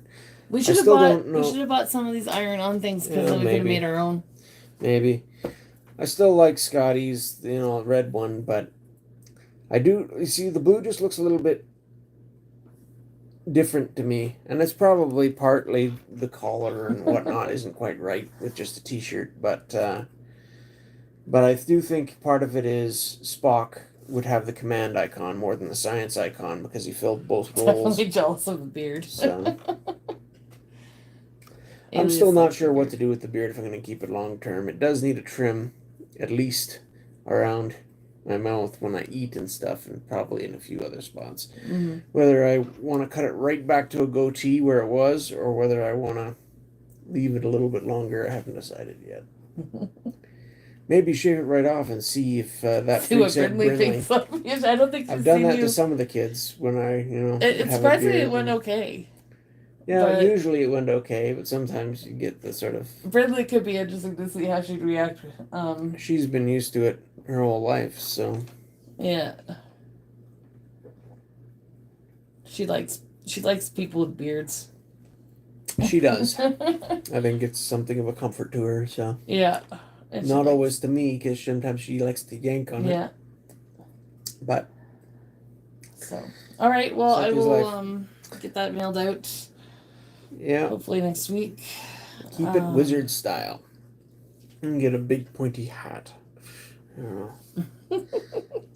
It does seem to work for medieval things as well. It's a little overkill if I was trying to be, Mirror Universe Spock with his goatee or something, but that doesn't work so well Yeah. with this. But Well, yeah, I guess that's pretty much it for tonight. I think so. But thanks for joining. It was fun. Yeah. I enjoyed opening some of this. Got a couple of interesting things.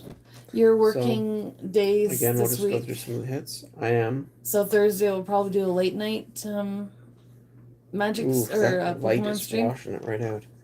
So yeah, Thursday will probably be an evening stream because I Got a don't want wharf. Yay. to do it by myself. The wharf from that I usually used was the one from First Contact, and that one is an officer as his base skill, not security. I think they also lost diplomacy as well and gained leadership instead, or something like that. So it is very different in the way it plays. For a while, I struggled to get security personnel into my deck, so I'm glad to have this version of Wharf anyway. At the pointy hat might be fun. Yeah, the pointy hat might be fun. We should have bought I'm gonna the. get a dunce cap. Do you remember when they had from Harry Potter? They had that the sorting hat at Toys R Us. I don't remember it specifically, Yeah, it but was I'm there, sure they I've had seen the stuff like sorting that hat. around. That would have been fun. Yeah, well, I mean We that doesn't. That's more clashing of of things again too. But still. But who knows? But yeah, we're looking at some fun stuff to You do. shall crack packs. We will open something on Thursday when Barry's home from work, and I've got a little bit to open for Magic this time around, just because we got in a second round of the Bloomborough 2 value boosters versus a regular, so we've got a couple of boosters to open. what I else still were we think gonna it's do on hilarious on Monday that night? when the first ones we opened on the road, opened 3 packs, 2 value, 1 set booster, or not set booster, what do they call them now? Play boosters? I don't even know. Anyway, no rares in any of them at all. You had like a There was a mythic rare, yeah. but no regular rares. Yeah, play booster. I got a mythic rare in the play booster, but no regular rares, and both the value boosters, no regular rares. So, or no rares of any, description. So, But they're like $5 a pack, right? yeah, they're half the price of the other packs, which these days is $5 a pack. Half the price used to be $2 a pack back in Fallen Empires, or sometimes less if you. Yeah. But yeah, I'm not impressed with the value boosters, but I do like the flavor of the set, and you know, it's something new. I don't mind giving it a round. I can actually get a real rare for a change. Beyond that, what else was I thinking of doing? I got some mail. I picked up a few cards I was missing to fill in some holes from the sets I was showing off in previous streams. The trying to reconstitute my old alliances set and the stronghold set and the cold snap set. I got a few cards to fill in on some of those, so that'll be what do we interesting. do? To We sort want to of try and review some of my gaps. battle like when we do the live stream for our big stream there. Do we want to try and battle some Lord of the Rings against a Pokemon set, just like for a handful Like a of pack battle? Yeah, just to see. Maybe we could try for a few. It's a little bit strange. We've tried that before. It was actually fun, and Crown Zenith took When are we playing MTG? Well, I don't mind playing MTG, but it's getting someone up for the stream to do it with. Maybe you can convince your brother to come as long as he's not on screen. Who knows? Maybe I could teach one of the kids and actually, do some how to play type streams and try and teach them. But there's usually they end up being at night, especially when I'm working, so the timing isn't the best for that. But I do hope to go through some of my decks and introduce some combos that I've tormented people with over the years, so they can be quite fun. Well, I think they can be quite fun. Other people find them quite annoying. So, to each their own, I suppose. Yeah. Anyways. Face me. Yeah. Well, playing over a stream could be interesting, but how usually could you even do that?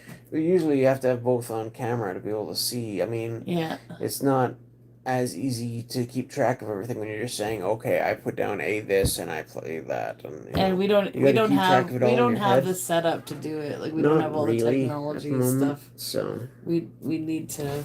I'm sure there's a way to do it, but there are ways to do it, and you can even play Magic Online and stuff, and just Yeah. But I never invested in that. But not too hard because you might get my teeth kicked in. I need my teeth. It just seems any sort of online version of collectible card games, if you're paying into it to buy your packs and cards, it just seems wrong to me to get digital cards. I'd rather get a real one if I'm gonna put money into cards at all. I'd rather have the physical card. So there's that. All right. Anyhow, I'm trying to think. We got lots of stuff we could do, so it should be fun. It could be. But yeah, alternate universe is fun because it's got the Chase ultra rare Future Enterprise. I'd love to open one of those. There's a few other rares that I never had in it. Like there's a Romulan version of Troy, who's sort of dual affiliation, which I never had one of, so that would be fun to pull. There's what else? Oh, there's fun stuff like the Enterprise C and alternate versions of Beverly Crusher and some other characters. I use Discord, but I don't know how that translates to YouTube. I don't know either. We do have Discord, but we're I don't on know Discord how to do for a there. couple of things, but we don't have our own Discord server or anything like that. We have accounts, but we have accounts, but we don't have a server ourselves. Maybe we should look into that at some point. I don't know. But yeah, I don't. I don't know if that's worthwhile. Probably not. I don't know. I'm not sure. But yeah. I guess we'll wrap this up for tonight. I think so.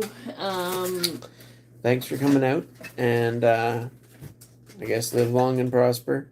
Oop, I can almost get. We appreciate you, everyone. Thank you for hanging out with us. Yeah, great fun. Yep. Thanks for coming. Thanks for enjoying some of the cards with us, and yeah, open some decent ones. Had some fun. Where did I put Galron? I don't know. He's here somewhere. You gave him away. I don't think so. Hmm. Anyway. Oh, you lost him. I lost him. He's here somewhere. Got mixed up. Better check Elise's Anyway. cards. No. Yeah, William Riker, Cavada. No, didn't get mixed in there. Oh, there he is. He got shifted to the back of the pile. Hanging out with the unemployed. Oh, hi, Kyle. They're lots in common. Thank you. I'm glad you enjoyed it. Thanks for hanging out with us tonight. Yep. Had a few We decent appreciate hits. everyone, including the lurkers. So, yeah. Yep. Thanks for coming. You want to watch some more Star Trek pack openings in a couple weeks, right? Yeah. Hopefully, get through a couple more of the sets that are still relatively easy to find and not too expensive. Been looking forward to doing some of that for a while. So. And I just got eventually, back on the TNG binge. yeah, there's been a few people online who are doing reactions to Star Trek, and I've been enjoying particularly watching some of their reactions to some. Some of them are just doing key episodes, which is good, but there's one called Target Audience, which is going through all Star Trek shows and movies chronologically, and they're just wrapping up or just wrapped up season 3 of Next Generation. So they still have a lot of good stuff to come, I'm sure. So I'm rather pleased with them. And they're refreshing some episodes that I sort of half forgot about. So that's nice. Mm-hmm. If we had the proper setup, it could be neat to do reaction videos and stuff like that through that too. Eh? Yeah, well, you get into more copyright issues that way. I think you have to, like, when you put it onto YouTube, you have to edit things out and stuff. We'd have to find an editor, somebody to do that stuff for us. Probably. But I think it could be fun to put some older shows up and watch the kids react to them, stuff that we used to enjoy. Yeah. It's probably just as good that I didn't get a board ship dilemma, because then there would just be more of them to torment my opponents with. So they're quite the shock when you come across that. A radioactive garbage cow, okay, fine, I can't attempt it, I gotta shuffle it out of the way. But the Borg ship will Ryan just, says he watches those guys. just blast your ship to pieces. So, yep. Yeah, those guys are fun. I appreciate some of their commentary anyway. And I'm trying to think. It's kind of nice to have something like that on the background when you're trying to do stuff too. And It is something handy when you're doing dishes or whatever. So yeah. So anyway, alrighty. Well, I think that's it for tonight. we keep saying that, but I know we keep chatting, but it's so I fun. like chatting. It's fun Chatting's to chat fun. with people. And so are cards. Yeah. But hopefully we'll see you guys again soon. Hopefully. If you like Magic, that'll be Monday night. I'm not sure what you're doing Monday night. Oh, we just talked. I got some mail. Oh, yeah, and you did. And a bit Yeah. of Bloomborough. So, nothing too extreme. I'm working on assembling a set from boxes I opened years ago of Onslaught, which was one of the last blocks they came out with before they switched the card border when Mirrodin first came out. So it's one of those old border sets. And at the time, it really seemed like they were power creeping creatures. But did you open the Blasphemy booster box? What's he mean by that one again? Well, there is a card game called Blasphemy, I believe, but that's not what he's referring to. No. He's referring to the Lord of the Tales of Middle Earth Magic the Gathering box, I think. We have not opened that yet. We're saving that for the big anniversary stream. Not anniversary, celebration stream for hitting 1,000 subscribers. So. But if there's anything you guys want us to cover for even short videos, just comment on this video when we're done. Yeah. Because we don't know what you guys want. If you don't make, suggestions or something like that. So if there's a specific, like if you want to see the collection he's got or something like that, or if you want him to go over some strategies of gameplay or whatever, then... Well, My strategies are badly out of date. Yeah, But- yeah, but just to see what he does. That But could be it's fun just too. for fun anyway. Yeah. Because it was never serious. I think I won one little local tournament once. I suggest a suggestion that's suggested. Of course you There do. you go. All right, so we really are gonna say goodnight, Yeah. and we will catch you guys next time. So Have a good thanks for night. hanging out. Have a good Thanks night, for coming. and bye for now. Bye for now. Boink. There we go.